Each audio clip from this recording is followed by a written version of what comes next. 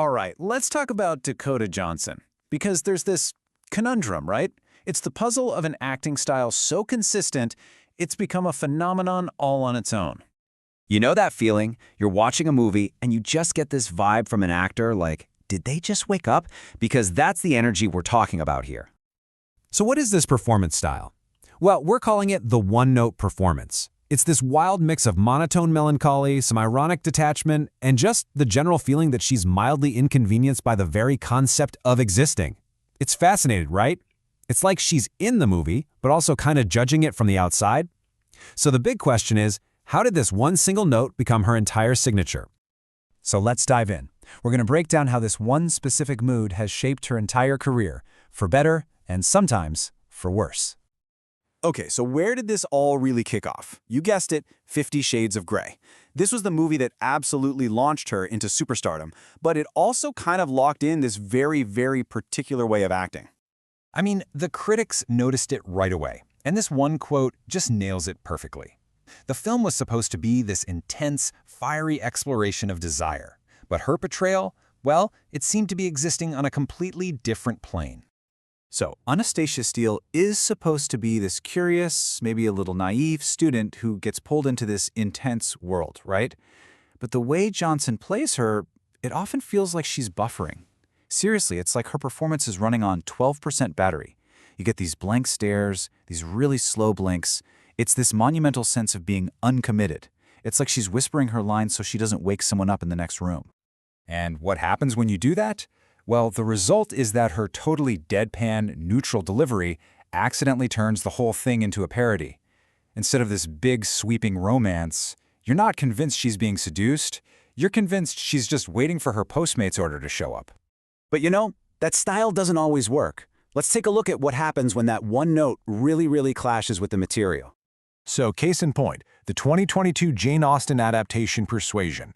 Now, you'd think this would be a great chance for Johnson to show off a more classical side, some different kind of depth. But that's not what we got. Instead of the subtle, heartbroken Anne Elliot from the book, what we got felt like an audition for a Fleabag reboot set in the 1800s. I'm talking smirks to the camera, modern slang. It felt like watching a TikToker try to do Shakespeare. Yeah, the words were there, but the soul of the character? Totally missing. And that brings us to the absolute peak of this whole phenomenon, the superhero flick Madam Web. Look, by almost any measure, Madam Web wasn't exactly a masterpiece. But for her specific energy, it was a perfect storm. Bored, beautiful, and looking like she's regretting every single second she's on screen. This is where her style didn't just define the performance, it transcended the movie itself and became a legend. A meme legend. And it all comes down to one single iconic line. This line is supposed to be a huge piece of the plot, a moment that reveals this deep personal trauma, but the way she delivers it, oh boy, it's something else. I'm not kidding, this line reading is a masterclass in, well, anti-acting. It's delivered with all the emotional weight of someone trying to cancel a gym membership over the phone. It's a complete rebellion against the high stakes you expect from a superhero movie. Okay, but here's the twist. What if this detachment, this coolness, isn't always a flaw? What if, in the right movie, it's actually a powerful tool? An accidental genius move? Exhibit A, Luca Guadagnino's incredible horror remake, Suspiria. In it, Johnson plays Susie Banyan, an American dancer who joins a Berlin academy that, surprise, is secretly a coven of witches. And you know what? Here, her style totally works. The movie is this artistic hurricane of surreal, gory horror, and her calm, almost vacant presence is the perfect anchor in the middle of all that chaos. She becomes this blank canvas for all the film's avant-garde suffering, and honestly, it's captivating. Okay, Exhibit B, Maggie Gyllenhaal's psychological drama, The Lost Daughter. Here she plays Nina, a young mom who's on the edge of a very quiet, very internal breakdown. And she absolutely nails it. She's got this energy of a person who is quietly collapsing but still looks like she's posing for a perfume ad called Melancholia by the Sea. Her performance is all about that ambiguity, that dazed, almost half-drunk elegance that she's totally mastered. You can just feel the tension simmering right under her impossibly chic surface, and it makes the whole movie so uncomfortable in the best way possible. So, After all that, the highs, the lows, the memes, what's the final verdict on her range?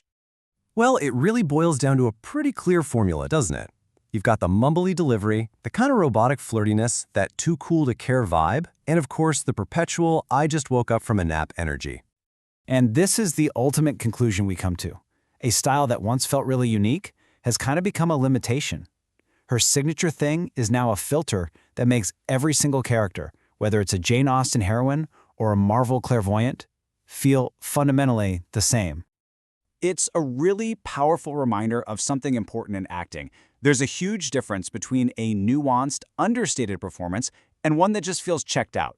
Subtlety and sedation are absolutely not the same thing. So that leaves us with the big question for you to think about. In the world of performance, where do we draw that line? And that right there is the heart of the whole Dakota Johnson conundrum.